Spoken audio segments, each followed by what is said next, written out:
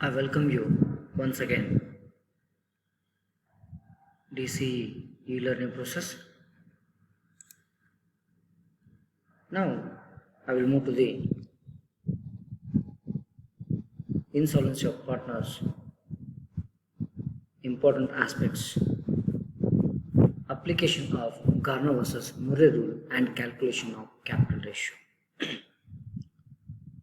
So in a case of insolvency of the partnership firm, it's very difficult to settle the liabilities and deficiency of the partners. The question will be arising how to solve. So it's long back the incident is happened in England. The England court has given the decisions relating to the Garner versus Murray rules. It's applicable to how to solve the insolvency of the partners. So today we are going to discuss the Garner versus Murray rules. Garner versus Murray rules ಏನು ಹೇಳ್ತದೆ. So ಈ ಒಂದು insolvency chapter ನಾವು solve ಮಾಡುವಾಗ ಏನನ್ನು ಯಾವ ರೀತಿಯಾಗಿ ನಾವು ಫಾಲೋ ಅಪ್ ಮಾಡಬೇಕು, ಏನನ್ನು ತಿಳಿಸ್ತದೆ, Garner versus Murray rules apply ಮಾಡಿ ನಾವು ಹೇಗೆ ಪ್ರಾಬ್ಲಮನ್ನು ಸಾಲ್ವ್ ಮಾಡಬೇಕು ಅನ್ನೋದನ್ನು ನಾವು ಇಲ್ಲಿ ತಿಳ್ಕೊಳ್ಳೋಣ. ಮೊದಲಿಗೆ ನಾನು ಹೇಳಿದಂತೆ it's happen in England court decision. ಇದು ಇಂಗ್ಲೆಂಡ್ ಕೋರ್ಟಲ್ಲಿ ಆಗಿರ್ತಕ್ಕಂತಹ ಒಂದು ಡಿಸಿಷನ್ಸ್. ಇಲ್ಲಿಗೆ ಒಂದು ಕಂಡೀಷನ್ ಏನಪ್ಪ ಅಂದರೆ only one partners become insolvent. ಒಂದೇ ಪಾರ್ಟ್ನರ್ ಮಾತ್ರ ದಿವಾಳಿ ಆಗಿರಬೇಕು. ಉಳಿದ ಇಬ್ಬರು ಅಥವಾ ಇಬ್ಬರಿಗಿಂತ ಹೆಚ್ಚು ವ್ಯಕ್ತಿಗಳು ಯಾವುದೇ ರೀತಿಯಾದ ದಿವಾಳಿಗಳಾಗಿರಬಾರ್ದು, ಅಂದರೆ ಇನ್ಸಾಲ್ವೆಂಟ್ ಆಗಿರ್ಬಾರ್ದು, ಸಾಲ್ವೆಂಟ್ ಆಗಿರ್ಬೋದು. At least 2 partners are solvent. ಇಬ್ಬರು ಮಾತ್ರ ಮಿನಿಮಮ್ ಸಾಲ್ವೆಂಟ್ ಇರಬೇಕು. ಅಂದಾಗ ಈ ಕೇಸನ್ನು ಅಪ್ಲೈ ಮಾಡಿ ನಾವು ಪ್ರಾಬ್ಲಮ್ಸನ್ನು ಸಾಲ್ವ್ ಮಾಡಬಹುದು. ಇನ್ನು ನೋಡ್ರಿ ಏನು ಹೇಳ್ತದೆ ಡಿಸಿಷನ್ ಇನ್ ಗಾರ್ನರ್ ವರ್ಸಸ್ ಮರ್ರೆ case. The capital deficiency of insolvent partner. The capital deficiency of insolvent partners, capital deficiency shared by the solvent partners in their capital ratio. ಇಲ್ಲಿ ಕ್ಯಾಪಿಟಲ್ ಡೆಫಿಷಿಯನ್ಸಿ ಇರಬೇಕು, ಪಾರ್ಟ್ನರ್ ಇನ್ಸಾಲ್ವೆಂಟ್ ಇರಬೇಕು. ಈ capital ಡೆಫಿಷಿಯನ್ಸಿಯನ್ನು solvent ಪಾರ್ಟ್ನರ್ಸ್ಗಳು solve ಮಾಡಬೇಕು.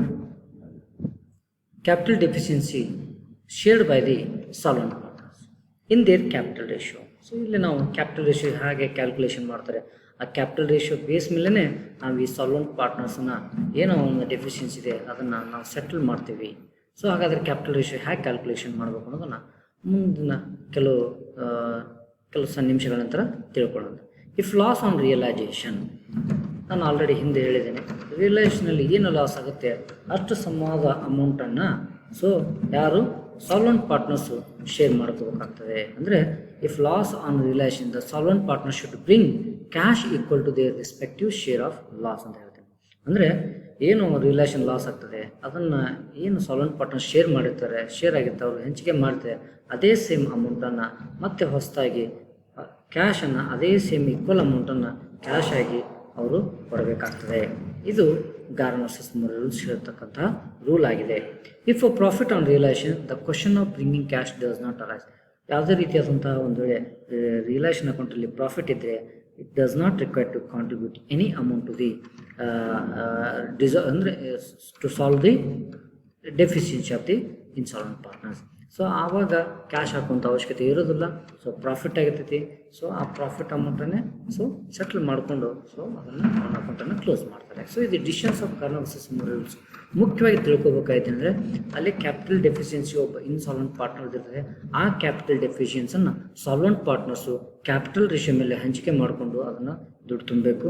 ಇನ್ನು ಮೂರನೇ condition ಏನಪ್ಪ ಅಂದರೆ ಏನಾದರೂ ರಿಲೇಷನ್ ಲಾಸ್ ಆಗಿದ್ದರೆ ಸೊ ಅಲ್ಲಿ ಎಷ್ಟು ಲಾಸನ್ನು ಎಲ್ಲ ಪಾರ್ಟ್ನರ್ಸ್ಗೆ ರೇಷಿಯೋ ಮೇಲೆ ಹಂಚಿಕೆ ಮಾಡಿರ್ತದೆ ಅವರವ್ರ ಪಾರ್ಟನ್ನು ಅಷ್ಟೇ ಅಮೌಂಟನ್ನು ಸಾಲ್ವೆಂಟ್ ಪಾರ್ಟ್ನರ್ಸ್ ಮಾತ್ರ ಮತ್ತೆ ಕ್ಯಾಶ್ ಆಗಿ ಹೊಸದಾಗಿ ನಗದು ರೂಪದಲ್ಲಿ ಸೊ ಪಾರ್ಟ್ನರ್ಶಿಪ್ ಫರ್ಮ್ ಅಂದರೆ ಕೂಡು ಬಂಡವಾಳ ಅಂದರೆ ಪಾಲುಗಾರರು ಅಂದರೆ ಏನೋ ಒಂದು ಫರ್ಮಿಗೆ ರಿಯಲೈಜೇಷನ್ ಲಾಸ್ ಆಗುತ್ತೆ ಆ ಅಮೌಂಟನ್ನು ಅವರು ಕಾಂಟ್ರಿಬ್ಯೂಷನ್ ಮಾಡಬೇಕಾಗುತ್ತೆ.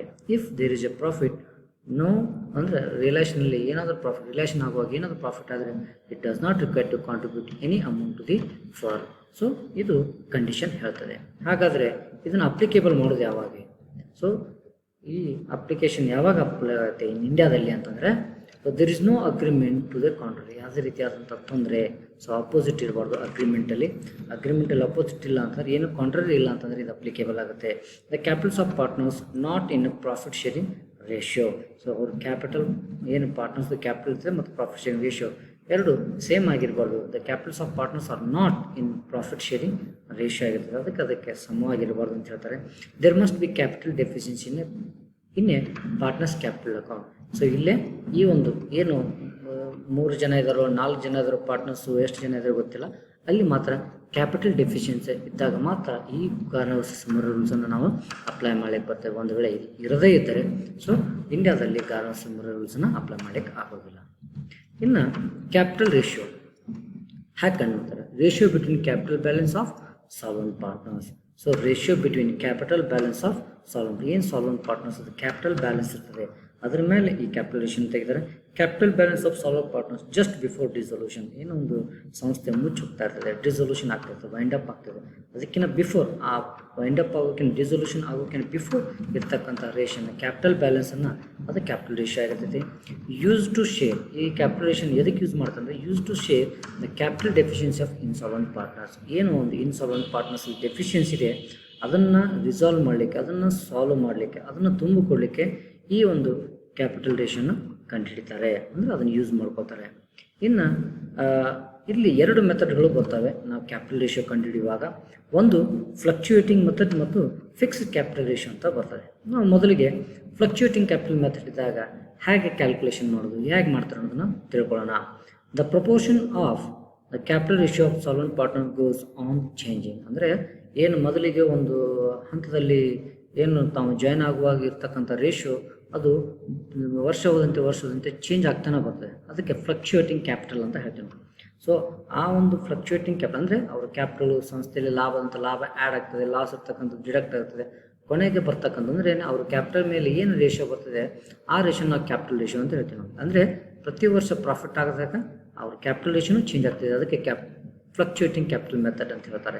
ಇನ್ನು ಫಿಕ್ಸ್ ಅಂತಂದಾಗ ಇದು ಏನು ಇನಿಷಿಯಲಿ ತಾವು ಕ್ಯಾಪಿಟಲ್ನ ಕಾಂಟ್ರಿಬ್ಯೂಷನ್ ಮಾಡಿ ಒಂದು ಫಿಕ್ಸ್ ಆಗಿ ರೇಷಿಯೋನ ಪಡ್ಕೊಂಡು ಜಾಯ್ನ್ ಆಗಿರ್ತಾರೆ, ಅದೇ ರೇಷಿಯೋನು ಕಂಪ್ನಿ ವೈಂಡ್ ಅಪ್ ಆಗುವಾಗೂ ಅದೇ ಕ್ಯಾಪಿಟಲ್ ರೇಷಿಯೋನ ಅಂದರೆ ಯೂಸನ್ನು ಮಾಡಿಕೊಂಡು ಕಂಪ್ನಿ ಆದಂಥ ಇನ್ಸಾಲ್ವೆನ್ಸಿಯನ್ನು ಡಿಸಾಲ್ವ್ ಅಂದರೆ ಇನ್ಸಾಲ್ವೆನ್ಸಿನ ಸೆಟ್ಲ್ ಮಾಡ್ತಾರೆ. ಇನ್ನು ನಾವು ಇದನ್ನು ಯಾವ ರೀತಿ ಅಂದರೆ ಈ ರೀತಿ ಟೇಬಲ್ ಮೂಲಕ ನೋಡ್ಬೋದು. ನೋಡಿ ಇಲ್ಲಿ format of capital ratio fluctuating capital ನಾವು ತಿಳ್ಕೊಳ್ಳೋಣ ಇಲ್ಲಿ. ಸೊ ಇಲ್ಲಿ ನಿಮಗಿದೆ ಕ್ಯಾಪಿಟಲ್ ಕ್ರೆಡಿಟ್ ಬ್ಯಾಲೆನ್ಸ್ ಮಾತ್ರ, ಡೆಬಿಟ್ ಬ್ಯಾಲೆನ್ಸ್ ತೊಗೊಳ್ಳೋದಿಲ್ಲ. ಸೊ ಇಲ್ಲಿ ಕ್ರೆಡಿಟ್ ಬ್ಯಾಲೆನ್ಸ್ ಏನಿದೆ ಪಾರ್ಟ್ನರ್ಸ್ದು, ಫಾರ್ ಎಕ್ಸಾಂಪಲ್ ಎ ಮತ್ತು ಬಿ ಅಂತ ತೊಗೊಂಡಿದ್ದಾರೆ, ಎಷ್ಟೇ ಅಮೌಂಟ್ ಇರ್ಬೋದು ಆ ಅಮೌಂಟಿಗೆ add profit and loss account credit ಅಂದರೆ ಪ್ರಾಫಿಟ್ ಮಾತ್ರ ಆ್ಯಡ್ ಮಾಡ್ತೀವಿ, ರಿಸರ್ವನ್ನೇ ಆ್ಯಡ್ ಮಾಡ್ತೀವಿ, ರಿಸರ್ವ್ ಕ್ರೆಡಿಟ್ ಬ್ಯಾಲೆನ್ಸ್ ಇರಬೇಕು. ಇಂಟ್ರೆಸ್ಟ್ ಏನಾದರೂ ಕ್ಯಾಪಿಟಲ್ ಮೇಲೆ ಪಡ್ಕೊಂಡಿದ್ರೆ ಆ ಅಮೌಂಟನ್ನು ಆ್ಯಡ್ ಮಾಡ್ತೀವಿ, ರೆಮ್ಯುನರೇಷನ್ ಏನಾದರೂ ಪಾರ್ಟ್ನರ್ಸ್ ಬಂದರೆ ಅದನ್ನು ಆ್ಯಡ್ ಮಾಡ್ತೀವಿ. ಒಟ್ಟಾರೆಯಾಗಿ ಅವರು ಕೊಡಬೇಕಾದ ದುಡ್ಡನ್ನು ಟೋಟಲ್ ಮಾಡಿ ಇದ್ರ ಮೇಲೆ ನಾವು ಏನು ಡ್ರಾಯಿಂಗ್ಸ್ ಮಾಡಿದ್ದಾರೆ ಅದನ್ನು ಮೈನಸ್ ಮಾಡ್ತೀವಿ, ಲಾಸ್ ಇದ್ದರೆ ಅದನ್ನು ಲಾಸನ್ನು ಮೈನಸ್ ಮಾಡ್ತೀವಿ, ಏನಾದರೂ ತಾನು ತೆಗೆದುಕೊಳ್ತಕ್ಕಂಥದ್ದು ಇಂಟ್ರೆಸ್ಟ್ ಆನ್ ಡ್ರಾಯಿಂಗ್ಸ್ ಅಂತ ಹೇಳ್ತೇವೆ. ಸೊ ಸಂಸ್ಥೆಯಲ್ಲಿ ಕೆಲವು ಪಾರ್ಟ್ನರ್ಸ್ಗಳು ಅಮೌಂಟನ್ನು ತೆಗೆದುಕೊಂಡಿರ್ತಾರೆ, ಅದ್ರ ಮೇಲೆ ಇಂಟ್ರೆಸ್ಟ್ ಕಟ್ಟೋದಿರ್ತಾರೆ, ಅದೆಲ್ಲವನ್ನು ಡಿಡಕ್ಟ್ ಮಾಡಿ ಕೊನೆಗೆ ಏನು ಬರ್ತದಲ್ಲ ಬ್ಯಾಲೆನ್ಸು ಅದು ಕ್ಯಾಪಿಟಲ್ ರೇಷಿಯೋ ಅಂತ ಹೇಳ್ಬೋದು ನಾವು, ಅಥವಾ ಸ್ಟ್ಯಾಂಡಿಂಗ್ ರೇಷಿಯೋ ಅಂತ ಹೇಳ್ತೀವಿ ನಾವು.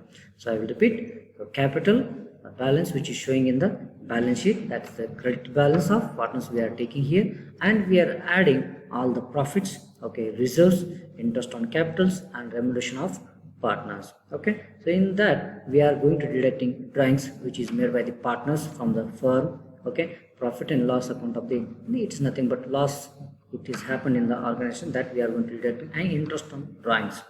Not only we are deducting the drawings, along with the interest on drawings we are deducting. After that, whatever the amount balance we are getting, based on that amount we are calculating we are deciding it indicates the ratio. That ratio is called capital ratio. This ratio we are using to settle the insolvency of the partners, deficiency of the partners. Okay, so according to the Garner versus ratio, we are using this capital ratio. So in a fixed format of capital ratio of under the fixed capital ಅಂತಂದಾಗ ಅದು fix ಆಗಿದೆ. Capital balance ಏನು initial ಇರ್ತದೆ ಅದೇ ಬ್ಯಾಲೆನ್ಸನ್ನು ನಾವು capital ratio ಆಗಿ ಅಂತ. For example, so capital balance 10,000 at initial ಇದ್ದರೆ 1:1 ರೇಷಿಯೋ ಆಗ್ತದೆ. 10,000 20,000 ಅಂತಿದ್ರೆ ಸೊ 1:2 ರೇಷಿಯೋ ಇಲ್ಲಿ ಫಿಕ್ಸ್ ಆಗ್ತದೆ. So note, remember, in fixed capital, all adjustments regarding profits, interest on capital, reserves, etc. are made in their respective current account. Hence, capital balance does not change.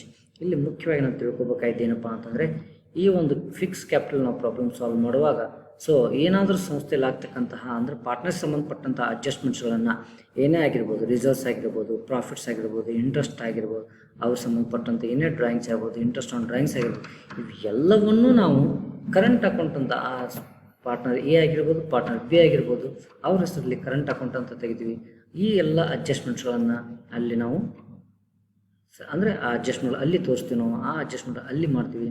So ಅದು ಏನಾಗುತ್ತೆ ಅಂತಂದರೆ, ಹೀಗಾಗಿ capital ಅಕೌಂಟ್ಸಲ್ಲಿ ಯಾವ ಅಡ್ಜಸ್ಟ್ಮೆಂಟ್ಸನ್ನು ಮಾಡದೇ ಇರುತ್ತೆ, ಏನು ಯಾವುದೇ ಒಂದು ಅಡ್ಜಸ್ಟ್ಮೆಂಟ್ಸನ್ನು ಇಲ್ಲಿ ತೋರಿಸೋದಿಲ್ಲ. ಆ ಬಳಿಕ ಇಲ್ಲಿ ನಾವು ಯಾವುದೇ ರೀತಿಯಿಂದ ಅಡ್ಜಸ್ಟ್ಮೆಂಟ್ ತೋರಿಸೋದಿಲ್ಲ. ಹೀಗಾಗಿ ಏನಾಗುತ್ತೆ ಅಂದರೆ ಫಿಕ್ಸ್ ಕ್ಯಾಪಿಟಲ್ ಅದು ರೇಷಿಯೋ ಫಿಕ್ಸ್ ಆಗಿ ಇರ್ತದೆ. It will not happen any changes in fix capital ratio ಅಂತ ಹೇಳ್ಬೋದು. ಸೊ ನೀವೀಗ ಕೆಲವು ನಿಮಗೆ ಮಲ್ಟಿ ಚಾಯ್ಸ್ ಕ್ವಶನ್ಸನ್ನು ಕೇಳಿದ್ದಾರೆ. What are the methods to calculate the capital ratio ಅಂತಂದರೆ already we have discuss.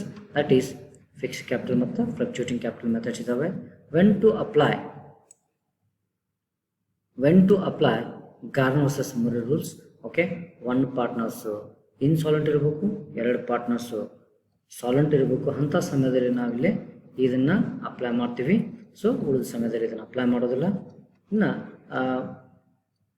If loss from insolvent partners, that loss is ಅದನ್ನು ನಾವು ಕ್ಯಾಪಿಟಲ್ ಲಾಸ್ ಅಂತ ಹೇಳ್ತೀವಿ ನಾವು ಅದನ್ನು.